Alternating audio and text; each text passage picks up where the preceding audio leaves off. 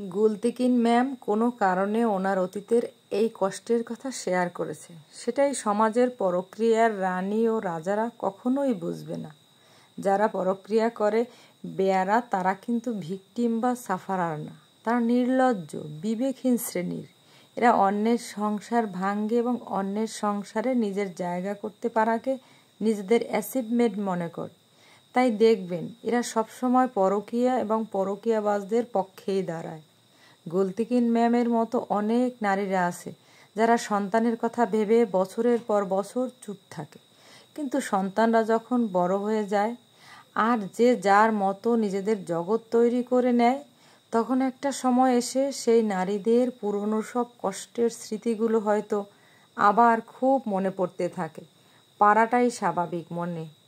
আর যে জায়গা থেকে একজন নারী তার কষ্টের কথা যখন ইচ্ছে তখন শেয়ার করতে পারে।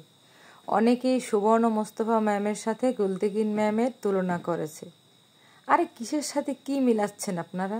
হুমায়ুন ফরিদি স্যার ওনার আগের স্ত্রী সন্তানকে কষ্ট দিয়েই সেই সংসার ভেঙে পরবর্তীতে সুবর্ণা ম্যামকে বিয়ে করেন।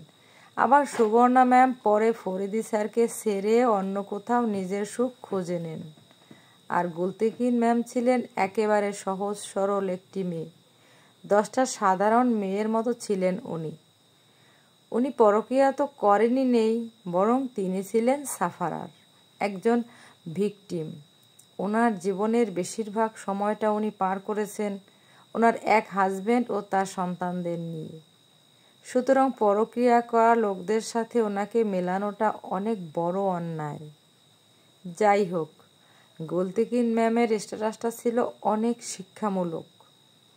হুমায়ুন আহমেদ স্যারের মতো লোক কিন্তু আরও অনেক আছে যারা যে কোনো সময়ে যে কোনো মেয়ের জীবনে টুক করে ঢুকে পড়তে পারে স্বামীর বেশে। আল্লাহ রক্ষা করুক সেসব মেয়েদের। তাই মেয়েদের সত্যি খুব সচেতন ও সাবধান থাকা প্রয়োজন। পুরুষ মানুষ কারণে অকারণে বদলায়, আর সেটা হবার পেছনে দায়ী থাকে কিছু নির্লজ্জ নারী।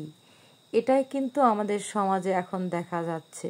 বিবাহিত পুরুষদের প্রতি মেয়েরা বেশি আকৃষ্ট হচ্ছে, আর সংসারগুলো ভেঙে চুরমার হয়ে যাচ্ছে, স্বপ্নগুলো নিরাশায় নিমজ্জিত হচ্ছে। এখানে অবশ্যই নারীদের ভূমিকাটা বেশি থাকে। নারীরা যদি ভূমিকা পালন করে কখনোই কোনো পুরুষ প্রবেশ করতে পারবে না তার সেই অধ্যায়ের ভিতরে। নারীদেরকে শক্ত হাতে দমন করতে হবে, যেমন নিজেদেরকে দমন করতে হবে, তেমনি সমাজকে ভালো রাখার জন্য বিবাহিত পুরুষদের প্রতি আকর্ষণও বন্ধ করতে হবে। তবে একটা সুন্দর সুষ্ঠু সমাজ প্রতিষ্ঠিত হবে, আমরা সবাই ভালো থাকতে পারবো।